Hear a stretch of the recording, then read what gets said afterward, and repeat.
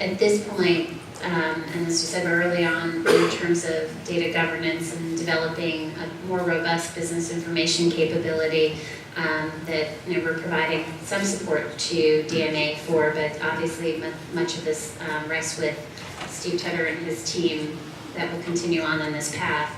But we have worked more with providers, specifically around some of the payment and fiscal areas like personal care services, and haven't looked at payments, and as we mentioned around drug rebates, part of the approach that we've been putting in place, just from a fiscal perspective alone, is really being very proactive in terms of outreach, and continue to do that and entertain that kind of outreach as we utilize information, validated that information, and use it to support decision making.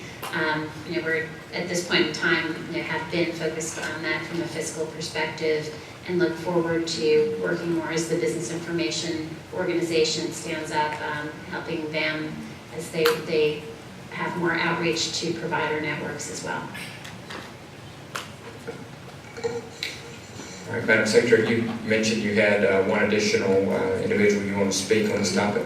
Yes, sir. Mr. Chairman, David Oglesby, our Senior Legal Advisor for Contracts, Grants, and Compliance, perhaps would be able to speak now, and that may shed light on some of the questions. Mr. Oglesby. Thank you, Mr. Chairman. My name is David Oglesby. I serve as a Senior Advisor for Contracts, Grants, and Compliance for DHHS.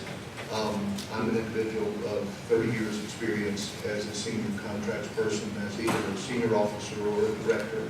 I serve generally in that same capacity, advising the Secretary on these kinds of matters. My scope's a little narrower than we've dealt with in broad context. I'm trying to respond specifically to what we've narrowed as two questions.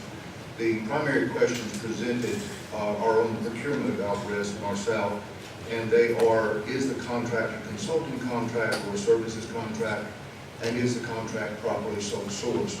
Since the first serves the second, I'll answer it in order and deal with, I apologize, but it will be a slightly technical presentation, but in general summary, what we believe we look at when we're looking at contracts and contract types, we want to look at the question: what does the contract deliver for the funds expended? Does it deliver research and investigation, or does it deliver advice on how to perform, what to change, or the like? Or does it, in the alternative, deliver change actions taken in the context on the site, and as a result leads the organization to truly change the departure of a contractor? It's not waiting for the organization to change itself, reading a report on the shelf. Affirming this method of analysis are two sites, if you don't mind. They are from the North Carolina Procurement Manual.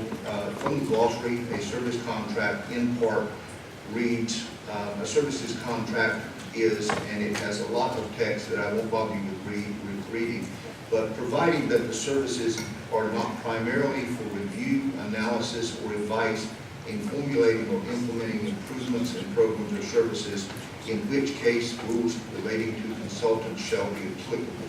The distinction is made very clear that what we are talking about are contracts that are primarily for review, analysis, advice, or formulating or implementing improvements, but not putting those on the ground. That's affirmed in the North Carolina Administrative Code, which in 0112 definitions, subsection B, a service contract shall mean any agreement in which an independent contractor performs services requiring specialized knowledge, experience, expertise, or similar capabilities for a state agency for compensation involving expenditure of public funds. Again, redundant language, I apologize. The services may include, by way of illustration, not limitation, services such as maintenance of buildings, equipment, auditing, film production, employee training, and food services, provided that the service is not primarily for review, analysis, or advice in formulating or implementing improvements in programs or services, in which case rules relating to consultants shall be applicable. Moving from that, and in contrast, North Carolina General Statute specifically requires that no agency contract for services of a consulting or advisory nature without specific legal or approval in writing. I draw the committee's attention to the fact that that particular statute, which is decided to force this into a consulting environment perhaps, is looked at as direction once the determination has been made what the contract is. It says that if it is a consulting contract, you will not go forward with it without movement for approval. We would not have broken that particular rule. We did not. Is the contract properly sole sourced? That's dovetailing with the announcement this morning by Ms. Gard. I need to make a distinction here, I believe. We had in front of us this morning a distinction of sole source contracts and personal service contracts.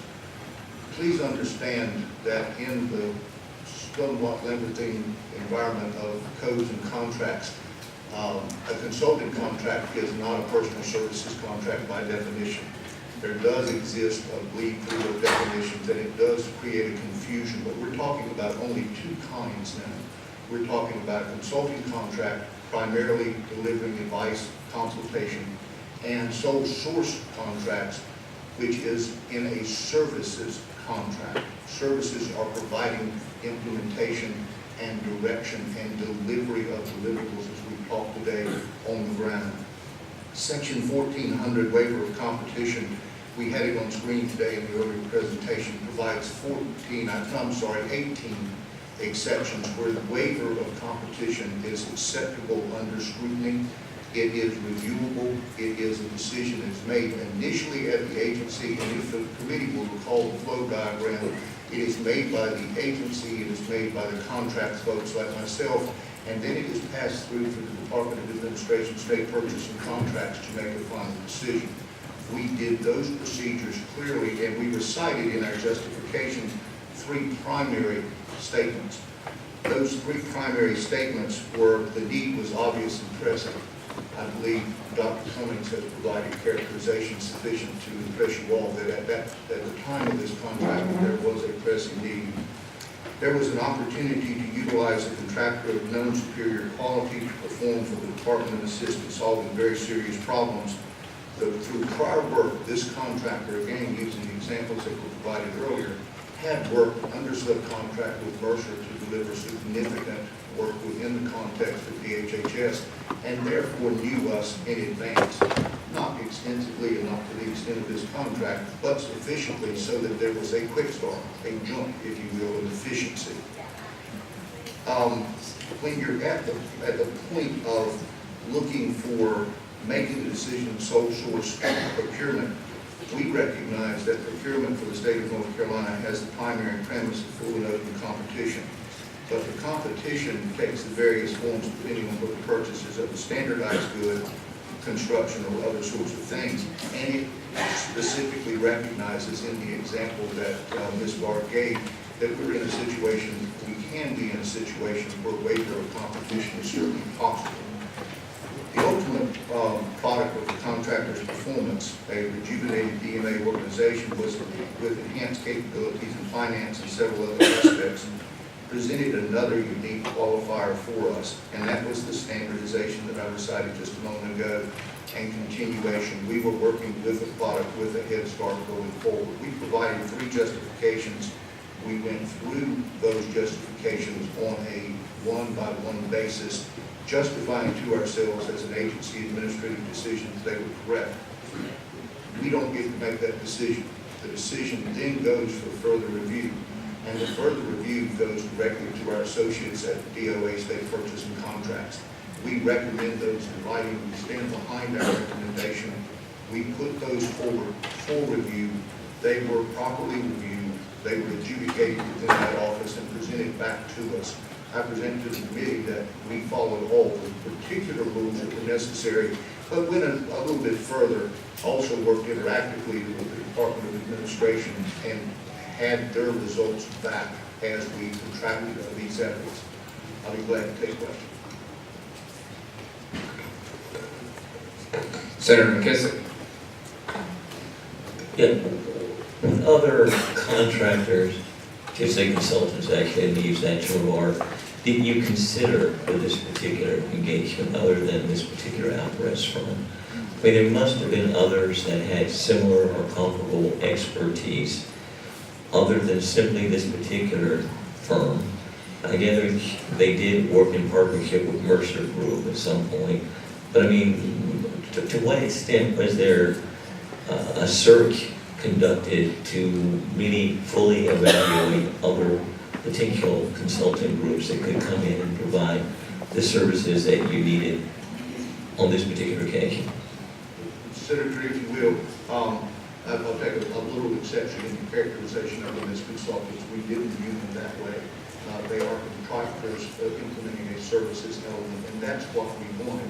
I think probably that Dr. Lamb presented the biggest distinction in qualifying them in the grounds of unique service, and I believe your conversation was illustrative to that point.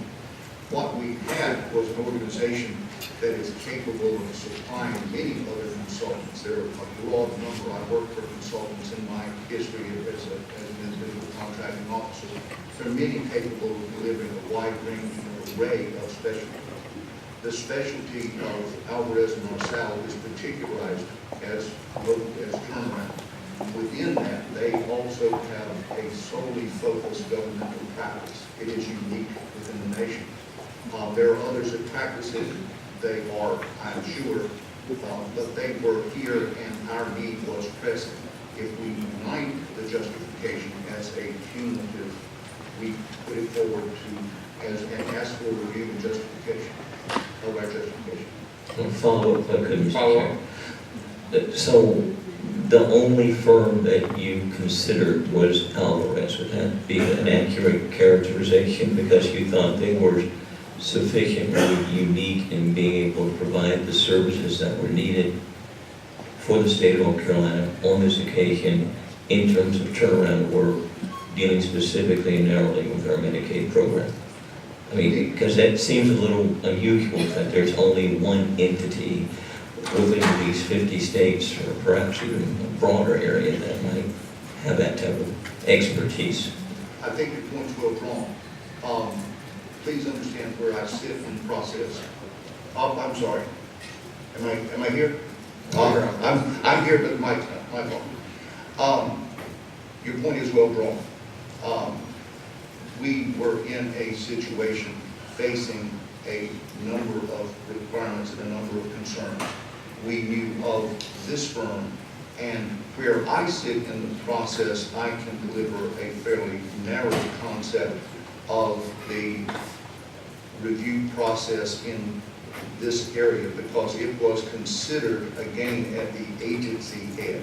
It was considered within DMA and within structured management. As I reviewed it for evaluation of the justification, I found it very convincing that they are uniquely qualified within this context. Within the firms that were recommended to me as reviewers, we have a number of those entities already under contract. Because of the demands of this particular contract, we are at a little bit of a crossroads because of a competing issue of potential conflict of interest. They are a firm not currently under contract at the time we suggested that they be brought aboard. And that was a significant qualifier as well. Quick follow-up. Follow-up. How much have we actually spent under the initial contract and with the subsequent amendment to the contract with Alvarez at this time? As of today, sir, Yes. the closest estimate, I mean, obviously time is running as we're in the committee, but the closest estimate is approximately $3 million. Okay, and that's what I had heard as a number a while back. So, in follow-up, Mr. Chair, Follow up. under the contract that we have, I guess I had been quoted that $3 million back in, I think, July or August.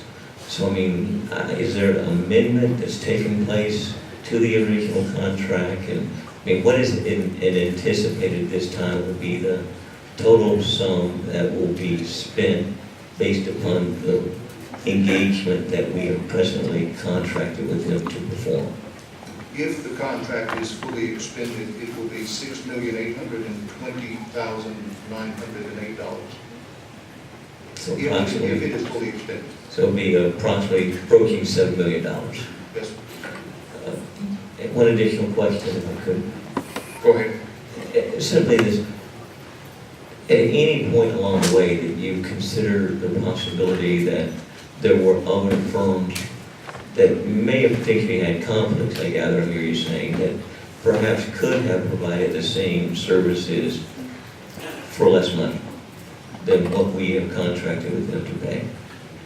In my position as compliance, I actually asked that type of question as we approached the amendment. The business justification for continuing on with someone in-house and someone already under contract and investigatory into service is one of expediency and service and to the population. We did consider it. The delay would be approximately 180 days, somewhere between 160 and 180 days to run a full procurement. One of the things that we have to consider in dealing with the situation of pressing need is at the end of that process, under our rules, the full determination of an RFP and the full award is always protestable.